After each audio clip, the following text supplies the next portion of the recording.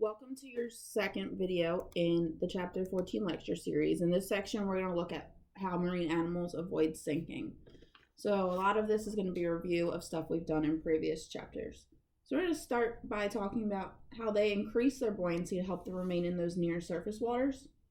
So in this case, they use internal structures that contain gas to help reduce their density. So they'll use either an internal gas container or a swim bladder. And they use those to regulate their density so that they can remain at a particular depth in the water column without using any energy to do so. And there's actually two types, and it depends whether a fish does that fast or slow. So whether the fish is able to change their depth and stay at it quickly or slowly. And it really just depends on where their swim bladder is located. So in this top image here, the swim bladder is actually connected to the esophagus.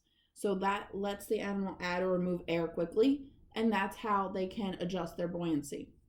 Now the bottom image, this is a slower one, and that's because their swim bladder does their buoyancy and remaining their density by adding gas or removing gas all through their blood.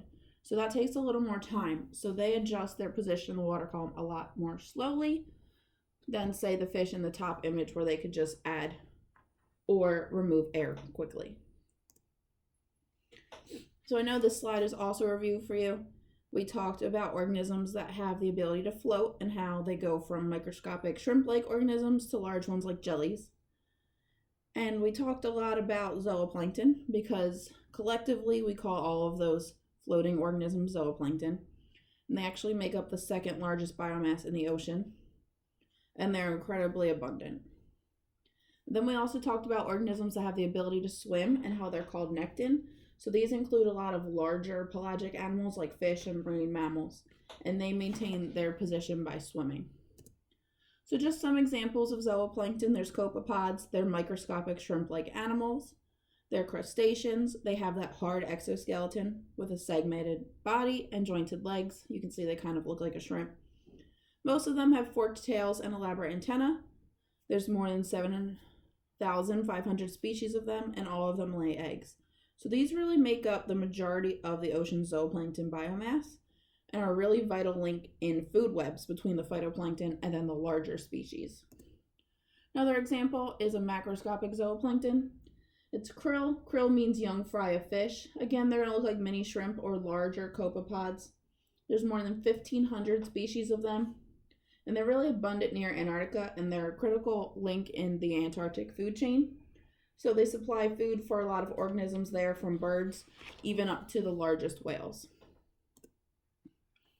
So this is also going to be kind of a review. We're just going to review these swimming organisms. Again, the swimming organisms are called nectonic. So these are going to include invertebrate squids, fish, turtles, and marine mammals. So an example is a swimming squid. It's a common squid, a flying squid, or a giant squid, and they have long, slender bodies with paired fins, and they actually swim a little differently. They actually draw water into their body cavities and then expel it back out, which propels themselves backwards. And then fish have a different variety of fins that they use for swimming.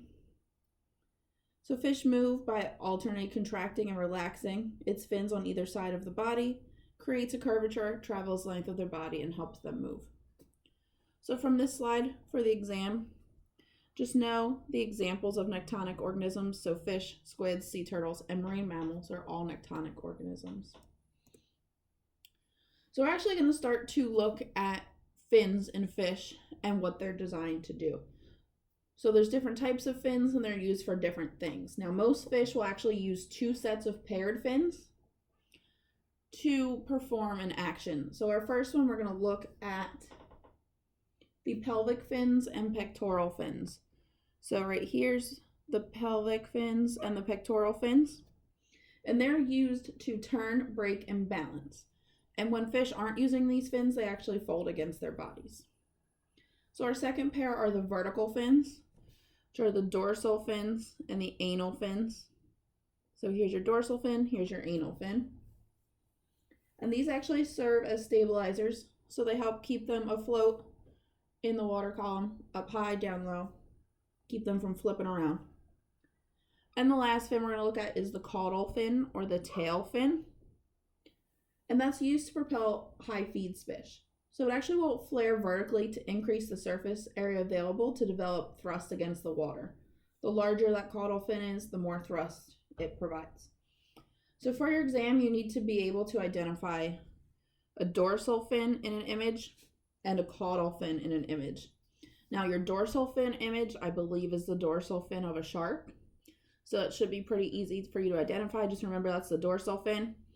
And then the caudal fin is actually going to be the caudal fin of a dolphin. So it's going to be that forked fin, which I'm going to show you kind of what that looks like on the next two slides. So just remember dorsal fin and caudal fin are the ones you need to remember. And remember the caudal fin is really just the tail fin, so you should be able to tell that it's a tail, so you should be able to tell that it's the caudal fin. Now caudal fins have a couple different designs. They could be rounded. They're more flexible and help fish maneuver at slower speeds. So this is your rounded caudal fin. And then they can be truncate, which is kind of this triangular looking one here in the middle. Or forked, which is what that dolphin tail would look like right here. So truncate and forked fins are typically found on the faster fish. The fins are somewhat flexible, which makes them better for propulsion, and it's also used for maneuvering.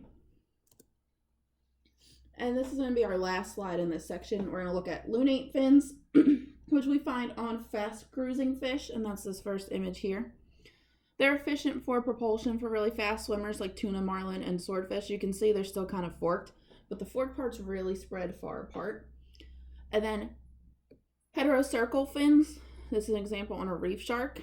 They're asymmetrical. They have that bigger one on the top, and that's lift for buoyancy. So most of the mass is up here. Helps them be more buoyant. So that's the end of this section. Make sure you go to the next video to see how fish in the pelagic zone find their prey. And we're also going to talk about some deep water nekton and their adaptations.